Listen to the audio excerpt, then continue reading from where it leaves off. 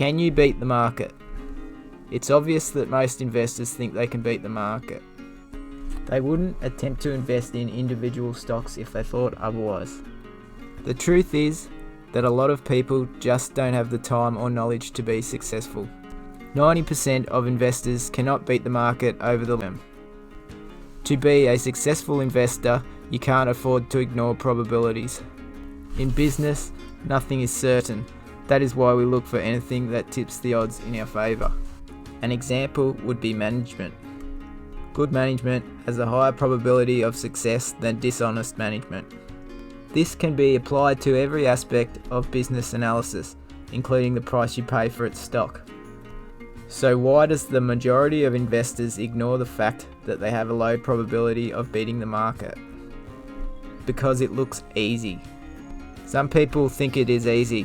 They look at a company like Apple and see the amazing growth rate and think they can replicate the past. Some think they can copy well-known investors without putting any effort into research. Others may have no idea of the probabilities to start with.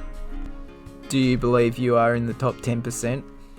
Is it really 10%, or could it be higher or lower? I don't think we need to be accurate to know our chances are low, but there are other things to consider that don't help our probability. Questions such as, what percentage of the top 10% are full-time investors with decades of experience? How many have information we can't get hold of?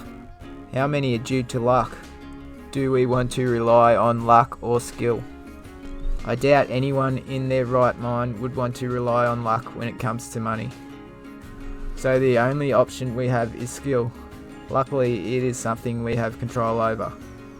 Understanding that your chances are low has its advantages. If you understand you are at a disadvantage, then you have an advantage over those who think the opposite. You are more likely to look for where you are wrong instead of looking for information that backs your beliefs. Even if the probability is low, the number of investors that put in the time and effort is also low. Once we understand this, we can work on improving our odds. This pushes us towards working on skills. But new skills come at a cost. I think our best bet is to improve our chances. Time and experience required. It is obvious that to beat the market, you would need to put in the time and effort required to get a chance of being in the top 5 or 10%. At minimum, I believe it requires an hour spent on analysis per day. This is going to be difficult for most people. Then at least half an hour a day reading investment and psychology books. You will also need to create a checklist and a spreadsheet to use on each company. Don't forget that not every business you analyse will be a buy. At least half won't fit criteria, and then what is left needs to drop to a reasonable price. You could be sitting with cash for long periods of time. Once you have covered 20 businesses, you would start to have an idea of what looks attractive. Once you do find a good business at the right price, you shouldn't put your whole portfolio into it, so it may only be 10% of your holdings. Compare this to being fully invested into an index fund rather than holding cash for long periods.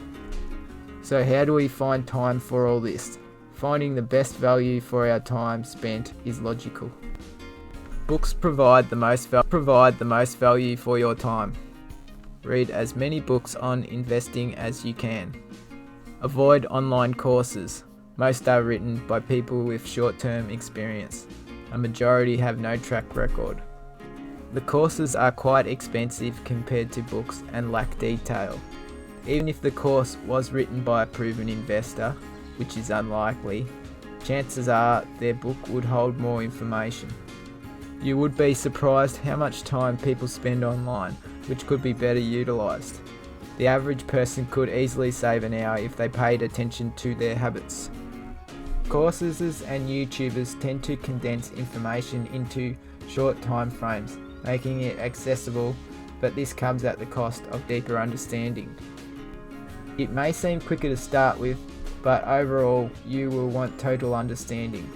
Bypass the shortcuts and go to the source of the information. Most books are written by experienced or proven investors, have more detail, and are easily accessible. For the price of a course, you could buy at least 10 different books on the subject and be well ahead of anyone who has paid for a course. Take a long-term approach to learning. To beat the market, you need to do something different to the crowd. Knowing that you are at a disadvantage is different. Knowing what you don't know is different. Avoiding shortcuts is different.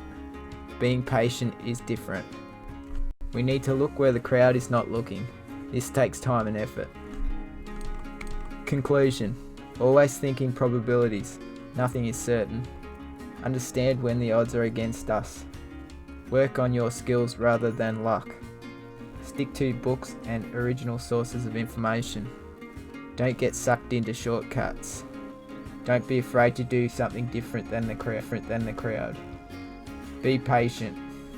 If in doubt, save yourself a lot of time and just buy an index ETF.